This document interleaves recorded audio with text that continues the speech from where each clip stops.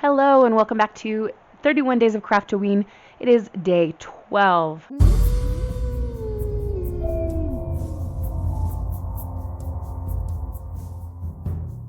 We get right started with our mystery minifigure unboxing from the Nightmare Before Christmas Advent Calendar.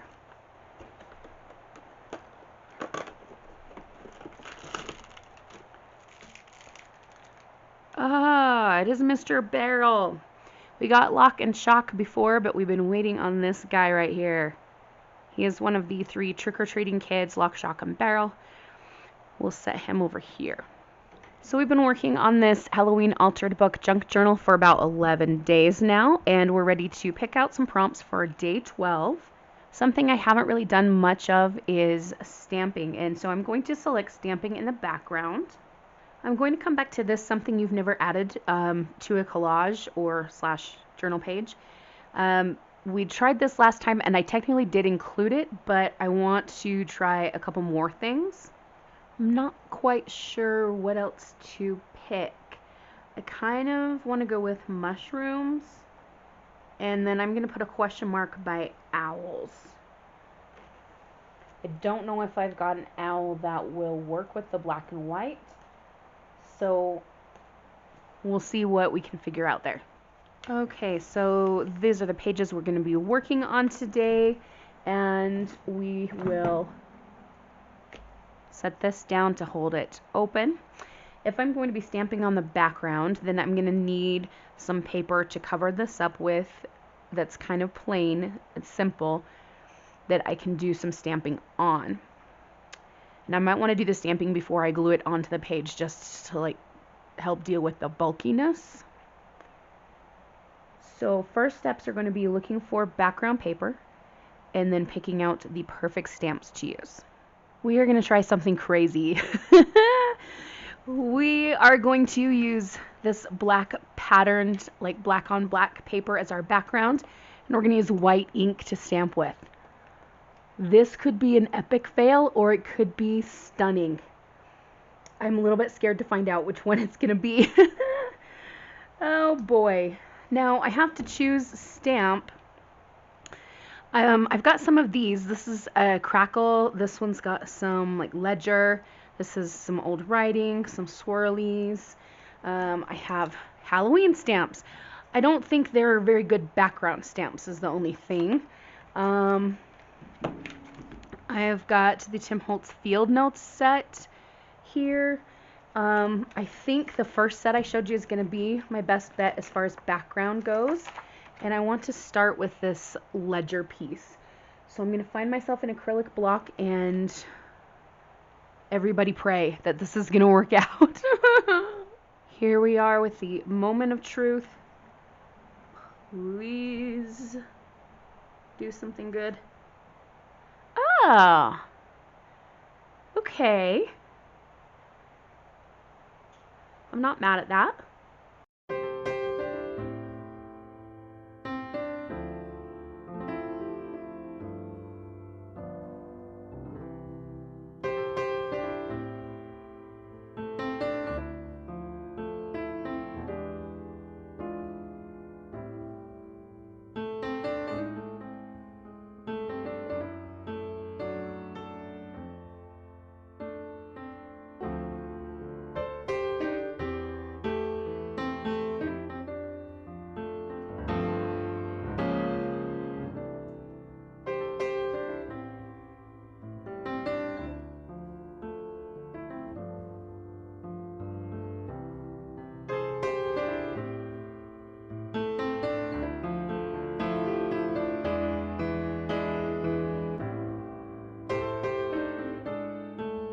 Alright, the background's down, so it's time to go searching for mushrooms and possibly owls. Okay, I found a black and white mushroom set. They're a little large, but I think it'll be okay. I was going through some books that I had with animals in them, and I found this gorgeous snowy owl. And I really want to use her because she reminds me of Hedwig, but look at all this blue on there. That just doesn't work with my black and white aesthetic. It makes me so sad, but I definitely can save this and use her in something else. So I found this one, and this does have some brown tones in it, but it works a lot better than the one with all the blue on it. So this is going to be the owl that we use, and we're going to probably fussy cut around that owl. And I think I'm going to cut the tree out too. Like, I don't want the tree because maybe the owl will be perching on top of the mushrooms here.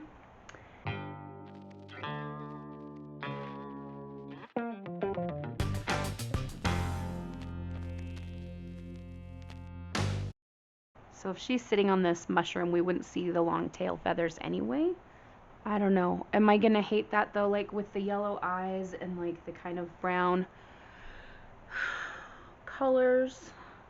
Kind of wondering if it's worth having all the blue to get this owl. Or just not have an owl. Because this one's cute, but I'm just not vibing with her. So I have a couple of options here. I could just take owls off the table, or I could get on like Pixabay or one of those other free image sites to find an owl. But I don't want to like just keep printing stuff. So let's just take the owl out. Dang, that makes me sad. But I think it'll be better this way. We have our mushroom. The owl was just an optional thing anyway, so that's okay. Okay, so what are we going to do with this mushroom? We need to include something on this spread that we have not used before. And one of the things I haven't used before is rickrack. Is that going to yeah, that will show. That's way darker than the background, so we could use this. I wish I had thought to like sew that on before I put the background pages on, because that would have been cool to have it sewn on, but we will find something else to do with it. So we can use rickrack. We're going to need something else up in this space here, I feel, because just having the mushrooms there I don't think is going to work, but let's play around with some pieces of rickrack, place them, and see what else we can come up with.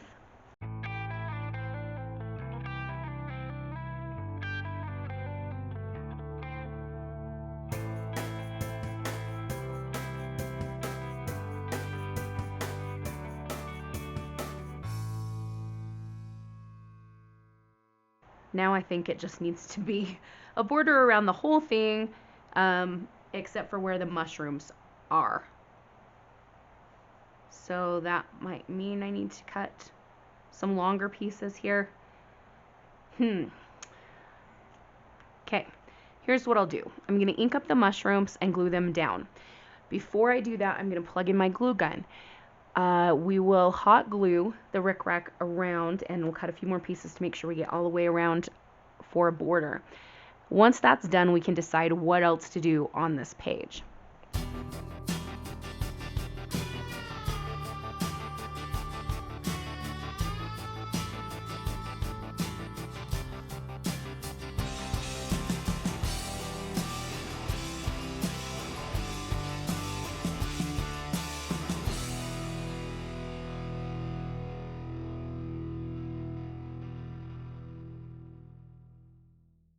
Okay, the hot glue gun is ready, so we're going to start with this long piece here. I do have a history of burning myself with hot glue guns, so we're going to be very careful.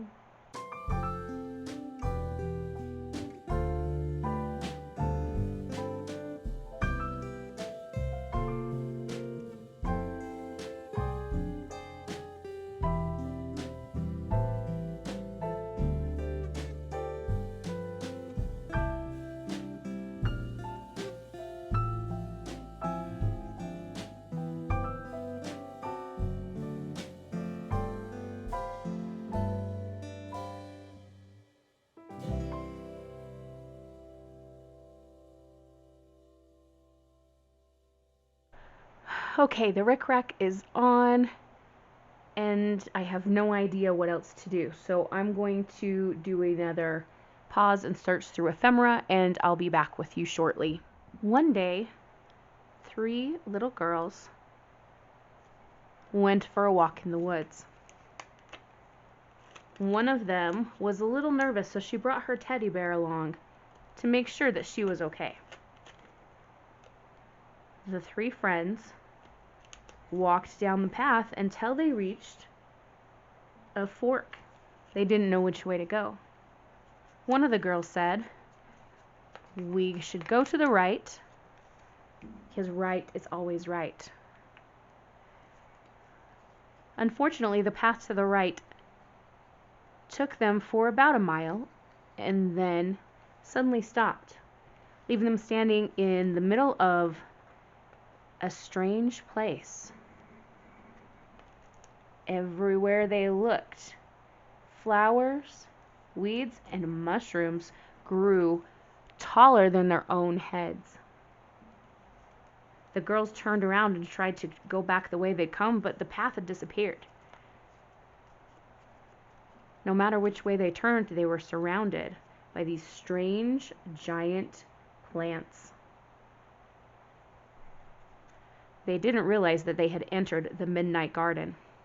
They hadn't even realized it got dark so quickly all around them, because they were so deep in the forest that the Midnight Garden had begun using its magic on them. The eldest of the 3 girls said, "Don't worry. We can find our way back home again." The youngest one was a little bit smarter. She said, "No, we won't, because we didn't leave any breadcrumbs or pebbles." The middle child said, "Surely there will be a good fairy in the woods who can help us get back home." However, this was not to be. One by one, the forest pulled the girls deeper and deeper into its depths. The garden surrounded the girls, and they began to be drawn into a large tangle of thorny briars. The more the girls struggled to get out, the more quickly they became tangled in. "This would be a really great time for a magical fairy to show up and help us," one of the girls said. But no such fairy came. The briars pulled and tugged on the girls until they became so close in that they started sinking into the ground next to the roots, and eventually became part of the Midnight Garden.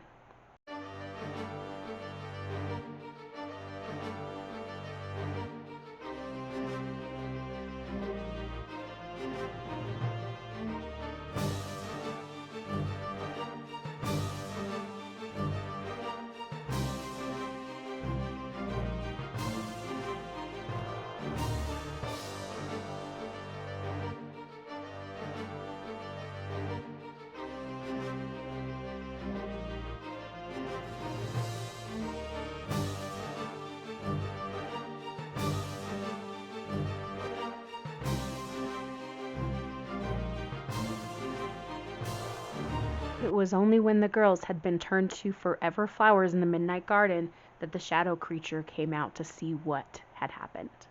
Not everything in the Midnight Garden was evil. The girls had fallen prey to something wicked. The butterflies in the garden did a dance with the dragonfly and the bee and the ladybug to welcome their new friends and to mourn the passing of their childhood. And while no one ever saw the 3 girls again, no one human that is, they were not alone.